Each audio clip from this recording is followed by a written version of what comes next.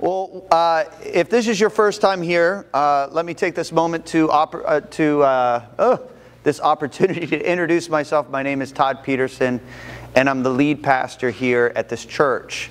And if this is your first time here, we've been going through the story of 1st and 2nd Samuel. The person that is kind of, obviously God is the one who is the real main character, but we learn the story of David through this. Now, I have been fearing this Sunday since I started this series. This is the story that I hate. I hate this story. It doesn't make me feel good. But at the same time, it's probably the story that I need to hear the most. Because out of all of the stories, when we talk about the story of King David, this is a story that probably most of us, we need to hear. We can relate to it the most. And so I'm just warning you, it's not a great story. And the question that I want us to ask today is, do I have control over my sin, or does sin have control over me? Do I have control over my sin, or does sin have control over me? Now, I know that everybody in here says, well, I know the answer. We're in church. Obviously, I know what the answer is going to be. But remember, this is kind of a different church, right? Like, I really want to deal with real life. And so I really want you to ask the question, in your everyday life, what do you actually believe? Do you actually believe that you have control over your sin?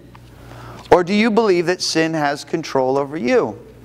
Because I can guarantee you that there's sins that we accidentally do, but then there's a lot of sins that we intentionally do. We know we shouldn't do it, but we just kind of do it anyway. But we figure that we can manage the consequences on our own. And so let me give you a few examples. Jesus, one of the things that he's very famous, and us guys don't like him because he said it. He said, even if you look at a woman with lust in your heart, you have committed adultery in your heart. I'm sorry, even if you've looked at her, whatever. You've committed adultery in your heart. And for us guys, it's like, really, Jesus?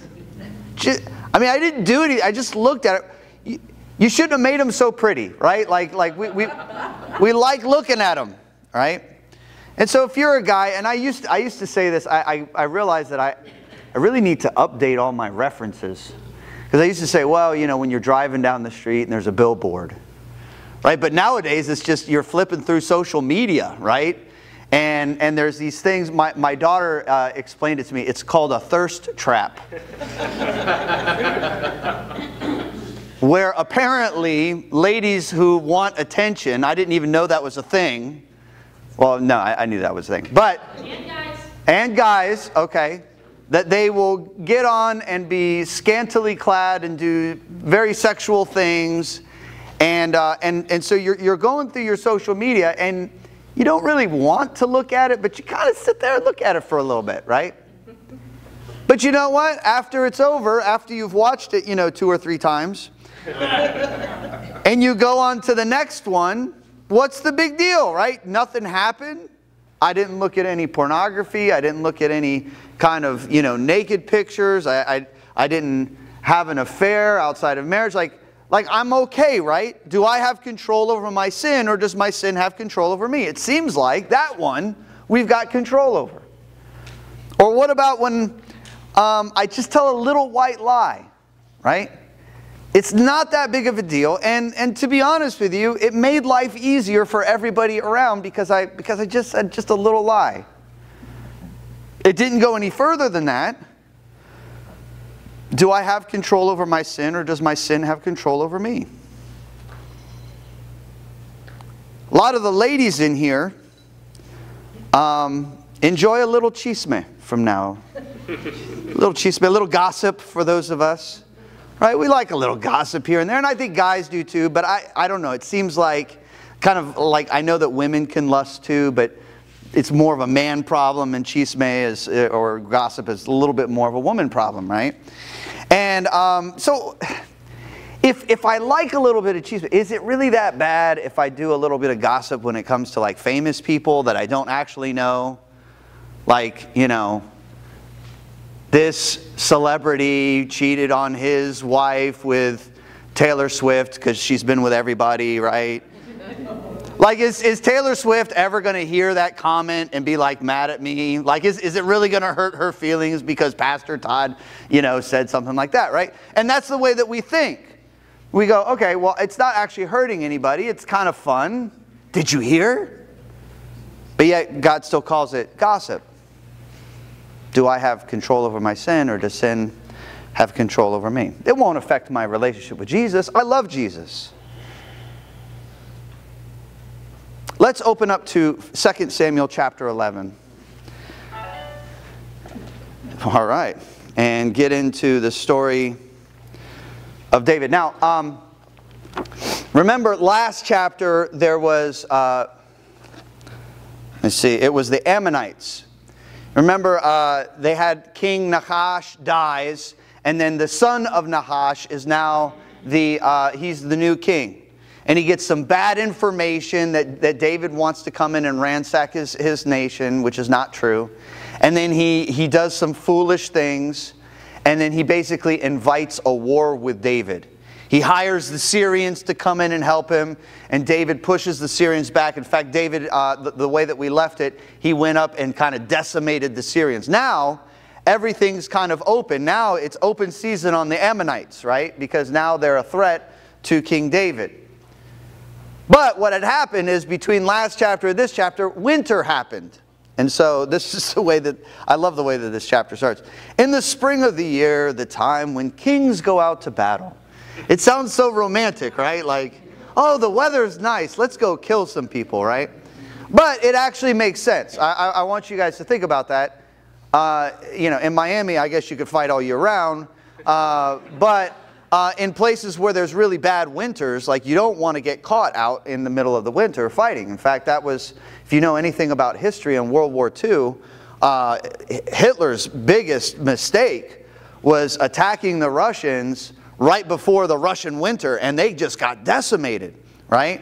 And so that it's a big deal. So in the spring of the year, the time when kings go out to battle, David sent Joab, the commander of his army, and his servants with him and all Israel, and they ravaged the Ammonites and besieged Rabbah. Rabbah is the city that they were having trouble with. But David remained in Jerusalem. So he sent his army to go fight. He stays in Jerusalem. Now, I've heard a lot of pastors make a big deal about the king staying, that he should have been out there, in battle. Maybe, maybe not. But I do think there's something there's kind of a little pie in the face moment later in the story. So at verse 2, it happened late one afternoon when David arose from his couch and was walking on the roof of the king's house that he saw from the roof a woman bathing. And the woman was very beautiful. So apparently King David was a peeping Tom, right? He was peeping David. So he's up there. Now, I'll be honest with you. This seems a little fishy to me.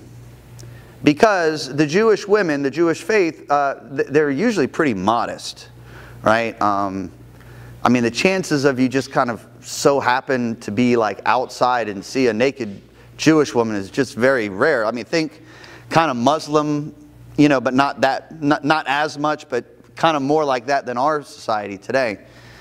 So I don't know. There's something a little fishy there. I kind of wonder if maybe she was a nudist. I don't know. But anyway, and the woman was very beautiful. Verse 3, and David sent and inquired about the woman, and one said, is this not Bathsheba, the daughter of Eliam, the wife of Uriah the Hittite? Has anybody else found it ironic that her name is Bathsheba and she was found taking a bath?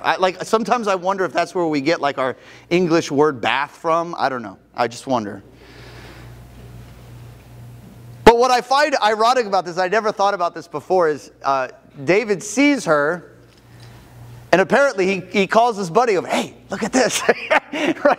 And he's like, who is that, And he says, that's Bathsheba, the daughter of Eliam, the wife of Uriah the Hittite.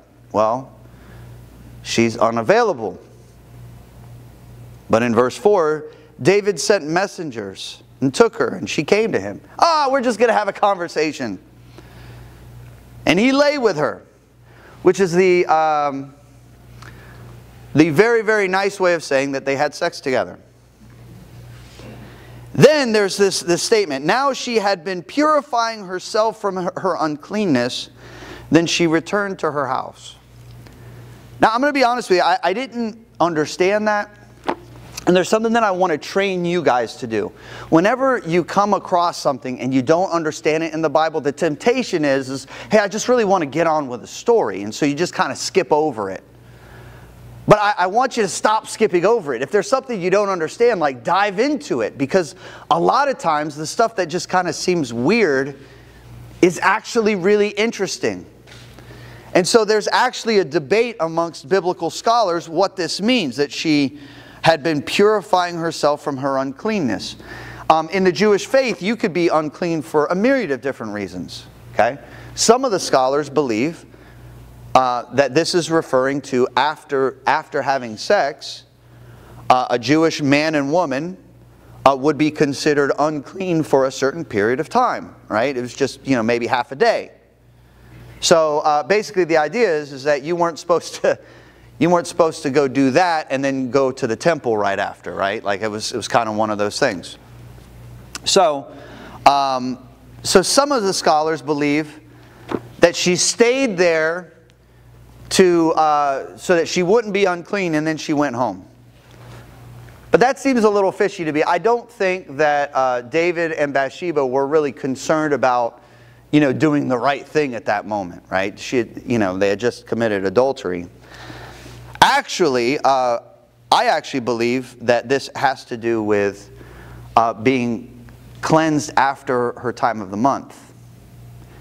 Now, I don't want to get graphic, but, we live in a time and a place where we have all this great technology where women could just live normal life even in the midst of that time. But for the majority of history, they couldn't, right? During that time, it was a pain to have to go through. And a lot of times they couldn't leave the house. It was very unsanitary. It was an unsanitary time. And so what they would do is, at the very end, when they were finished with their cycle, they would actually do a cleansing. Okay? And it was a cleansing physically, but it was also they were considered clean spiritually, so that they could go worship the Lord. Right? And so I believe that this means that when she was taking the bath, she was actually purifying herself because she had just finished her cycle. Okay?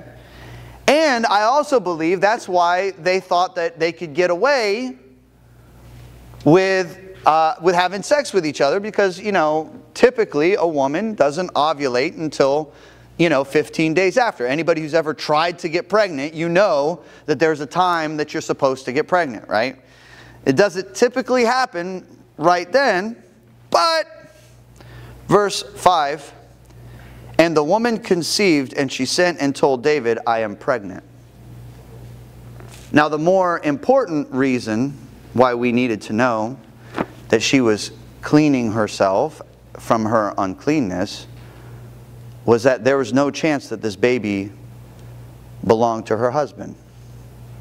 She had just finished her cycle, and then David was the only man that she had been with after that. So this had to be David's child. Well, David is the king. He's a king. I could solve this problem. He says, let's just get her husband back and have him spend some time with her, and then we could pass off this child as hers, right? So, so in verse 6, so David sent word to Joab, the commander of his army, send me Uriah the Hittite. And Joab sent Uriah to David. And verse 7, when Uriah came to him, David asked how Joab was doing. How are you doing? How are the people doing? How's the war going? Verse 8, and after the conversation, David said to Uriah, go down to your house and wash your feet. Right? Because they used to wear sandals at that time. You go into your house, and if you would wash your feet, you would get relaxed. Why don't you go kick your shoes off, right? Uriah went out of the king's house, and and there followed him a present from the king. Now that's actually translated, the original translation is a mess of meat. Okay, and so he would actually send him the choice meat from the king's table. Right? Go kick your shoes off. Have a meal.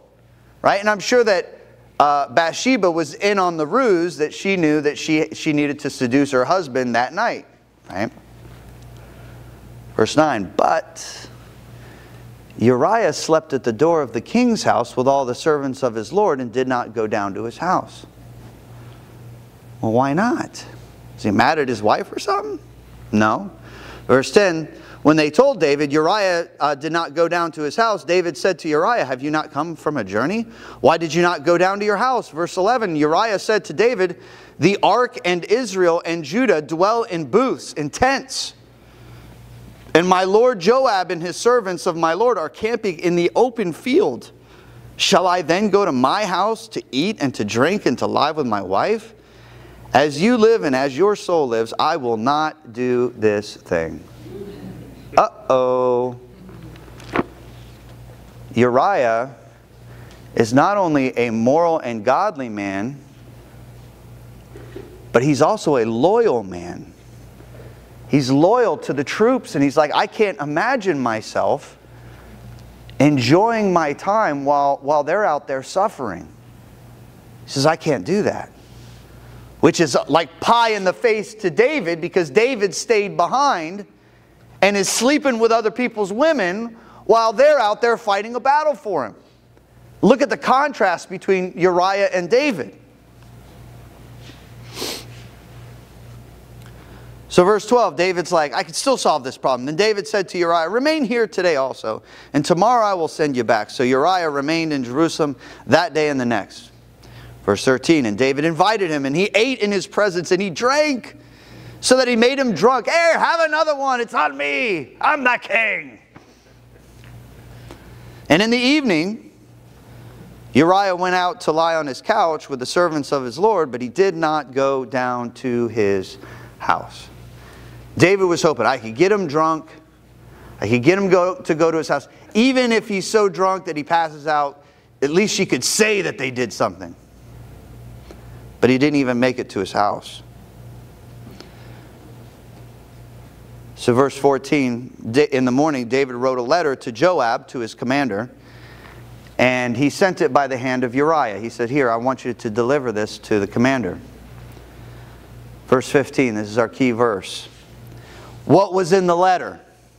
In the letter he wrote, set Uriah in the forefront of the hardest fighting, and then draw back from him, that he may be struck down and die.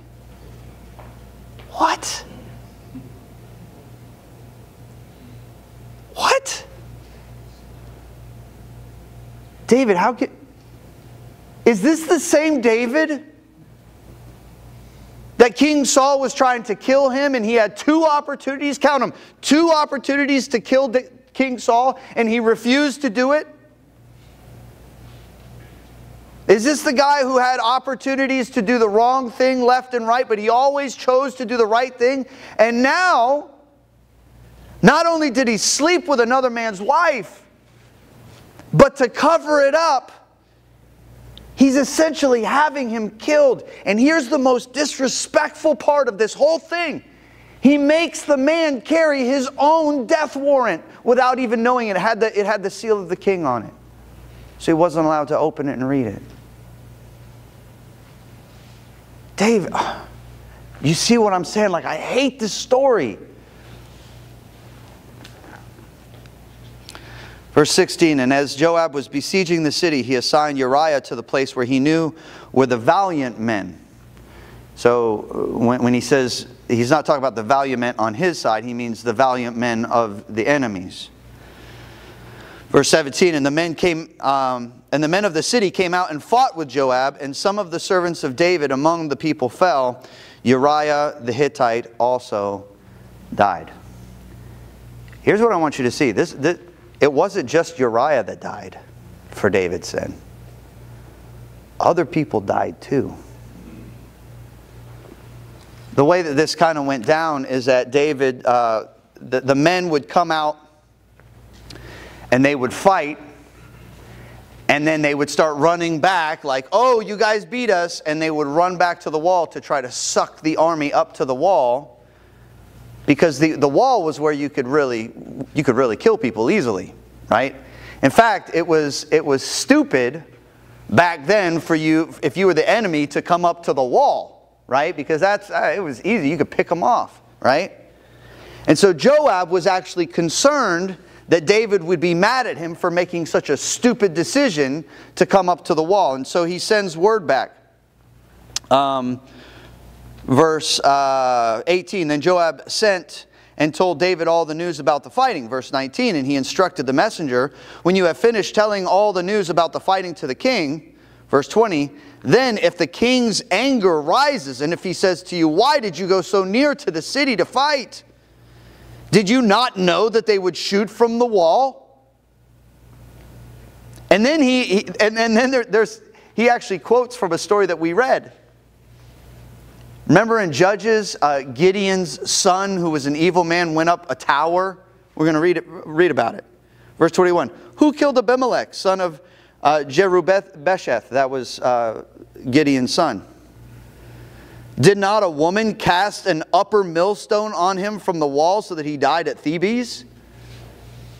He's like, everybody knows this. Like, we always tell the story of stupid Abimelech that got too close to the wall and a woman just went, oops, bloop, and he died. Why did you go so near the wall? It is then that you shall say, your servant Uriah the Hittite is dead also. In other words, David, it's your fault. Verse 22, so the messenger went and came and told David all that Joab had sent him to tell. Verse 23, the messenger said to David, the men gained an advantage over us and came out against us in the field, but we drove them back to the entrance of the gate. Verse 24, then the archers shot at your servants from the wall. Some of the king's servants are dead, and your servant Uriah the Hittite is dead also. So how is the king going to react? Verse 25, then David said to the messenger, thus shall you say to Joab, do not let this matter displease you, for the sword devours now one and now another. Strengthen your attack against the city and overthrow it, and encourage him. Que sera, sera. Thus is the way of war. Verse 26, when the wife of Uriah, Bathsheba, heard that Uriah, her husband, was dead, she lamented over her husband, crocodile tears. Verse 27, and when the mourning was over, the crying was over, David sent and brought her to his house, and she became his wife and bore him a son. Does anybody else just feel icky right now? But then there's one last sentence. But the thing that David had done displeased Yahweh. And so what I'm going to do on the story right now is I'm going to put a big fat "to be continued" on the story, because God is not done with David. But I want to go back to our original question. Do I have control over my sin, or does sin have control over me? David was the king. And I don't think that David, when he went out walking and he played the whole peeping Tom issue, I don't think that David thought to himself, well, I'm going to sleep with that woman, and then I'm going to murder her husband and a bunch of other guys that he fights with. Like, that thought never crossed his mind. He thought, hey, she's cleansing herself. It's not that big of a deal. I can handle it. I can deal with the consequences of it. But what David learned is that, well, he's going to learn next week, sin naturally spins out of control. That is, sin's natural thing it starts to spin out of control. And I don't care whether it's a big sin or even a little sin, its natural progression is to try to spin out of control. And so for those of us who are guys here today, that we've got the lust issue, and we're looking at stuff on you know, we're just going through our Instagram or TikTok or whatever it is you have, and you're going through it and you see something. Yeah, you may look at it and you go on and you think, okay, nothing happened, but here's what you don't realize. You started the motor running. You started the motor with that. And then maybe in the next few hours you look at something else.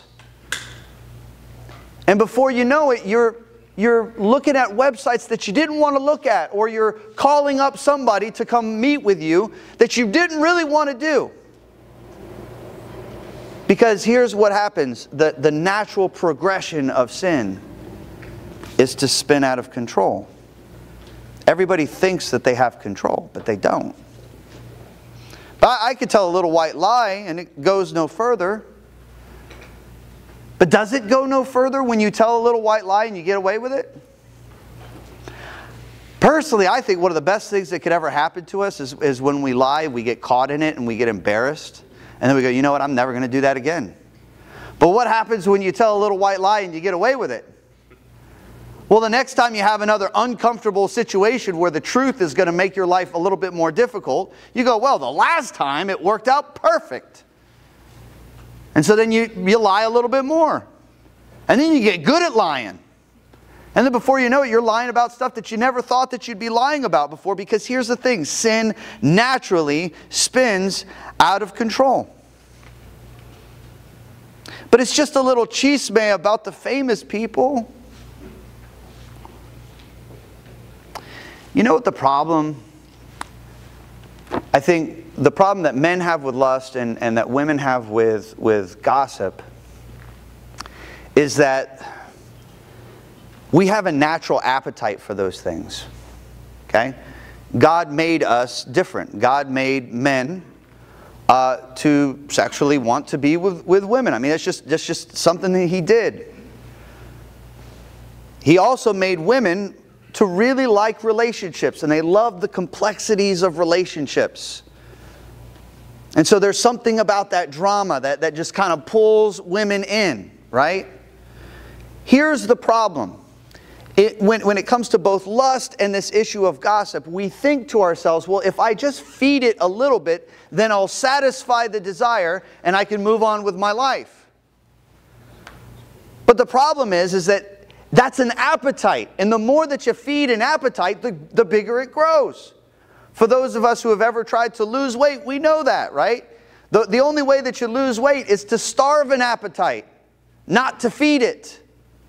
And in the same way, that's what we have to do when it comes to lust and to gossip, is we have to starve it. And so if we start doing this stuff about the famous people, eventually our appetite for chisme grows, and we see ourselves doing that in our everyday life. And church, I want to tell you something. I've been a pastor for over 19 years. I've seen a lot of bad stuff happen in the church. But the most destructive thing, the most insidious, destructive thing that I've ever seen happen to a church is gossip. Because it's really hard to root out. You say, well, you know what, it won't affect my relationship with Jesus, right? It's just a little sin. I can manage the consequences of it. But you know what the problem is that when little sins become the norm, then bigger sins become little sins, right? And this is what's happened in our society over the last 30 years. Probably longer than that. But the little sins have become the norm, and then the bigger sins just become little sins. And then those sins become the norm, and then the bigger sins become the norm. And on and on and on until the normal issue, the normal state of being is that everybody is living a sinful lifestyle, and it's normal. And you as a Christian, if you live by the words of the Lord, you're the weird one. You're puritanical. But then the problem is that everybody else goes, but Todd, why? And I can't tell you how many times I've had this discussion with people. People go, Todd, but why is my life a wreck? And instead of realizing it's because of their own sinful lifestyle that they think is normal, they want to blame it on God. They say, you know what, either God doesn't exist or He hates me. And let me tell you something, if you give into those sins and they become normal for long enough, it's even going to cost you your relationship with Jesus, and you're going to blame Him even though it's your fault. Sin naturally spins out of control. It's not a feel-good message. The only thing that I could say to you as a church is we need to take it seriously. Right? And the more seriously we take sin, I think the better our lives are going to be. Matthew chapter 6, verse 33. Read it with me. But seek first His kingdom and His righteousness, and all these things will be given to you as well. You know what I think is the lie that sin tells us is that God is withholding something really good from you. Isn't that what David thought? David was like, oh, yeah, I've got a whole harem of women, but that one, right? Right? It's like, but if I could just have that one. And it's like, well, you know, God, man, why do you do this to me? And we think, and we're told by sin that if we were just able to do that thing, it's so good. It's just like the Garden of Eden, right? You can eat from any of the trees, just don't eat from this one. Oh man, but this one looks so good. God isn't that what Satan said? Or the serpent said? Man, God is withholding something good from you. But you know what God is really trying to withhold us from? The fact that sin naturally spins out of control. And it's a web, and it will catch you every time. Let me close the sermon, and then I'm going to have some comments. Dear Heavenly Father, we thank you so much for today. Lord, as much as I hate this story, Lord, I thank you for this story. I thank you that King David was a real man with real problems. Lord, and it helps me to realize that David did wonderful and amazing things, and he left a great heritage, but he was a flawed individual. So Lord, if you could use a guy like David, you could probably use a guy like me. Lord, I'm not perfect. But Lord, I just pray that you would help me to be keenly aware of my sin. Even the little stuff. Lord, I pray that we as a church, we would get passionate about our own sin. And Lord, that doesn't mean that we go around pointing out everybody else's. Lord, maybe we need to hold each other accountable. But Lord, I just pray that we would get serious about our own sin. Help us to understand, Lord, that